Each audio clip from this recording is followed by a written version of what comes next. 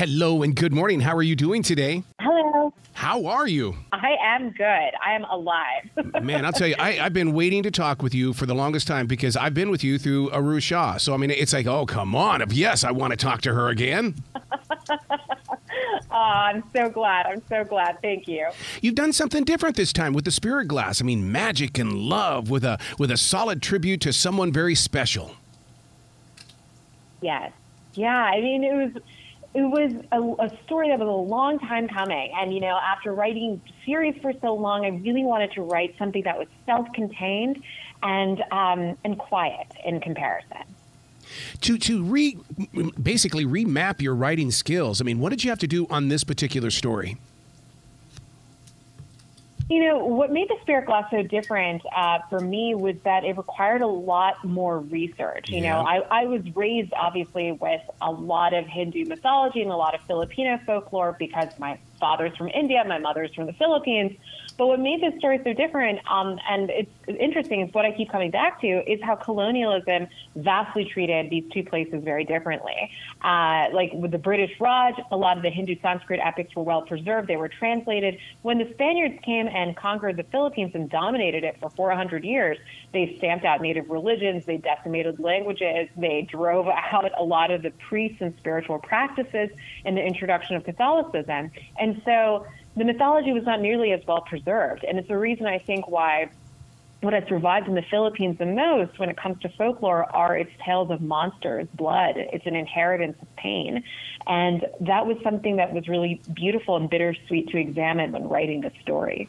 You know, it's really interesting, and what I love about your writing, because it's so honest all the time. I mean, Hinduism versus what the Filipinos are studying. I mean, you bring it together. And because it shows the reader that, oh my God, I have more than just one thing inside of me as well. Oh, I appreciate you saying that. Yeah, I mean, the beautiful thing about mythology and folklore is that oftentimes, no matter where we are in the globe, we were all telling the same story over and over again. As humans, we need reminders of light conquering dark. We need reminders oftentimes of senseless violence, and not because we crave it, but because sometimes we need to know that, yeah, bad things happen to good people and there's no answer for it, and that's okay. You have to make peace with this unknown.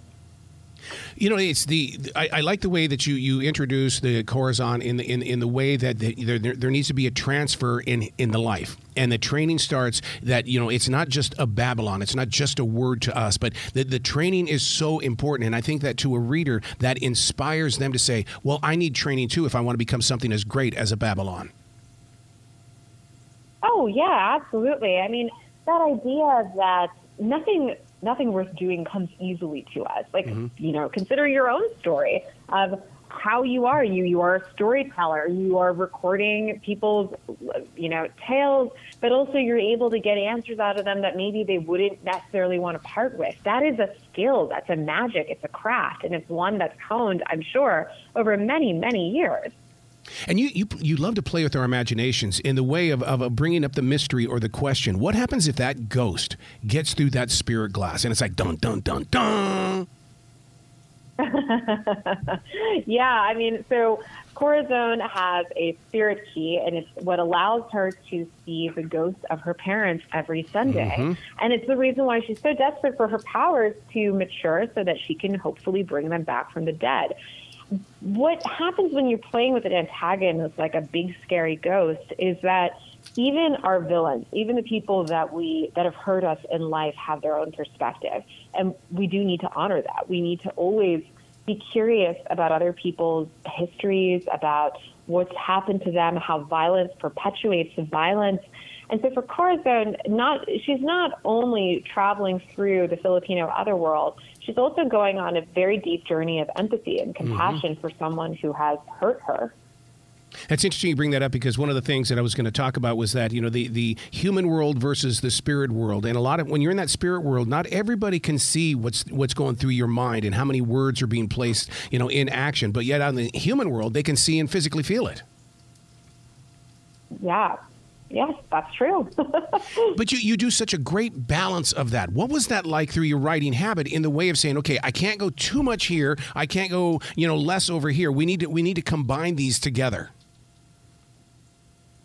Well, I guess I was, when it comes to writing, you're always, it is a delicate act of balancing what you know and what a reader needs to know. And that's sort of the guiding principle throughout a novel. It's about, not getting so excited about the research that I'm info dumping something, not getting so in the weeds about how the magic works that I'm making it impenetrable.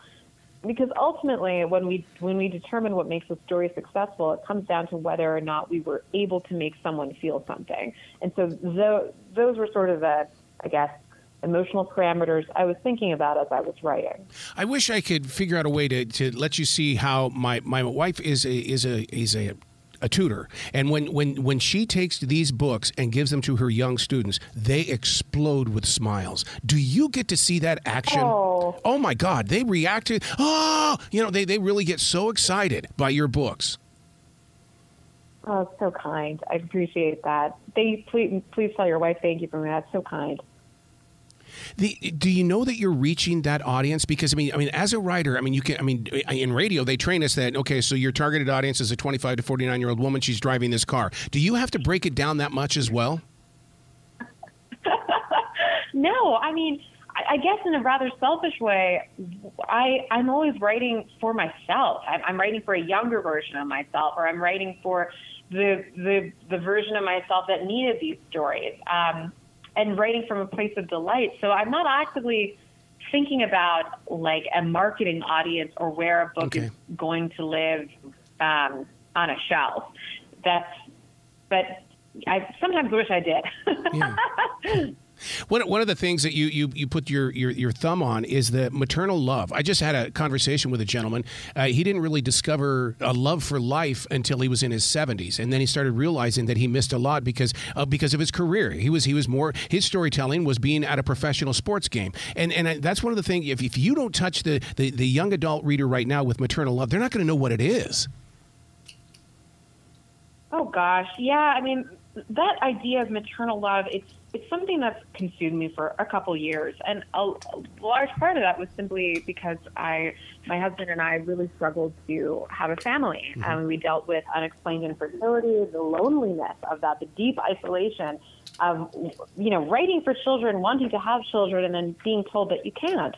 And when we finally welcomed our daughter, thanks to IVF and many, many generous and compassionate physicians, I remember that the feeling that I had most when I held her for the first time, it was love, yes, but most of all, it was fear. And I think that that's really what defines parental love. It's the sense that when you hold someone so innocent and precious, there's nothing you wouldn't do for them, nothing that you wouldn't do to protect them from the world or make sure that they never know pain. And yet that's not our purpose, right? And so much of that is about making peace with the unknown, right? It's about trying your best. It's about enjoying life, knowing that at any point something terrible could happen, but that doesn't make it any less worth living. Oh my God, I love talking with you. I can't wait to your next book because we're going to get to talk again. Oh yeah, I can't wait. It'll be great. Well, you be brilliant today, okay? Thank you so much. Thank you for having me.